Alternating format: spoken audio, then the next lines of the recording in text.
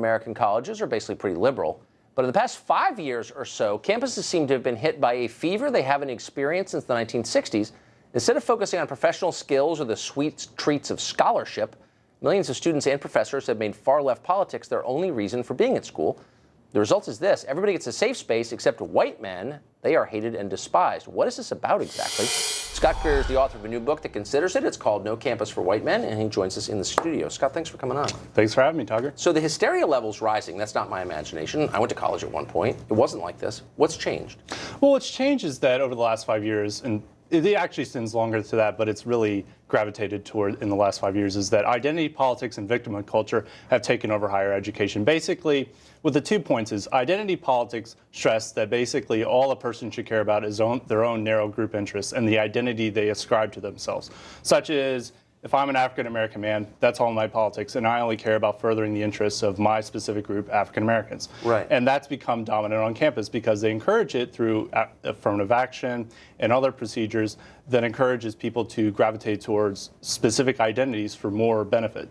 And then second, and more important is, in some ways, is victimhood culture, where everybody kind of competes to be the biggest victim. And a lot of people are like, well, why are all these young people trying to pretend to be victims? Nobody wants to be a victim, but the reason why they do that is because we assign moral status in the college moral culture that's being created to who's the bigger victim, who's more oppressed, who's more oppressed gets more status in that moral hierarchy created.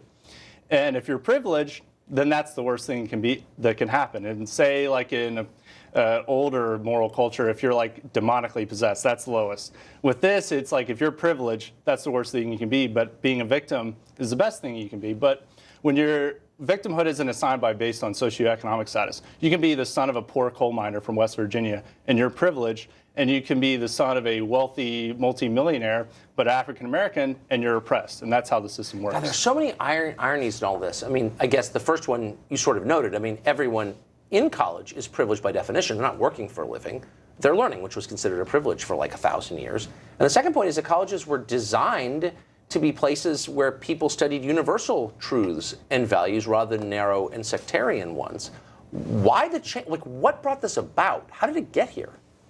Well, it is that it wants to pertain to these narrow interests, as I write in No Campus for White Men. It's about building. It's about It's about trying to get to the right views of these people. Right. It's trying to, if you have a narrow identity politics, if that's the core being of the political message on campus, everything is designed to please that type of system. So when you have an English course, the fact that Shakespeare and John Milton are the primary writers that are studying that course, that's a problem because they're white males. We need to have more diversity there because of identity politics. People are like, well, I feel left out because I'm reading Shakespeare or John Milton, even though they forget the universal message in those works, right, and the message and the great writing.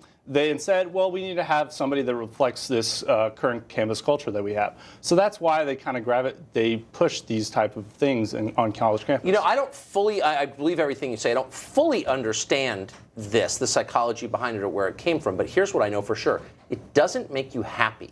We have a video from Yale. I think this is one of the exchanges that precipitated your book, that inspired you to write this. This is a Yale professor, and this is kind of what a lot of them are like. We can roll this.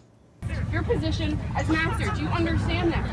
Then no, I don't agree with that. Then why the you accept the position? Because who I have fired you? I have a different You vision should than you. step down. If that is what you think about being a master, you should step down. It is not about creating an intellectual space. It is not. Do you understand that's just textbook hysteria, but it's also an expression of deep unhappiness. I mean, what was that about? Absolutely, and that, as you said, that inspired No Campus for White Men. That was about because the professor who was defending himself, who was surrounded and kind of undergoing an inquisition, his wife wrote a simple column saying, look, you shouldn't get all bent out of shape about cultural appropriating Halloween costumes. We know how terrible those can be. I mean, that's a real horror in our society if somebody dresses up in a Halloween costume that's considered cultural appropriation. And she merely said, like, look, you're college kids, you're going to do stupid things, just let it be, don't get out of shape about it. But that was like the worst thing that ever happened on this campus. It was like somebody wrote this horrific racist letter to the newspaper. That's how students treated it. And they took out all their anger upon this poor professor, who is actually a liberal himself, who actually sympathized with their cause, but they wouldn't even let him get his viewpoint heard. They just screamed at him and vented their anger. And it was all kind of this ritual humiliation that he was undergoing. And it was really quite shocking when it happened. And that's why it caught the national eye. It's just at so the time. bizarre. Standing on this bucolic, leafy campus in New England Falls, 60 grand a year, none of them have jobs, and they're angry. It's so weird.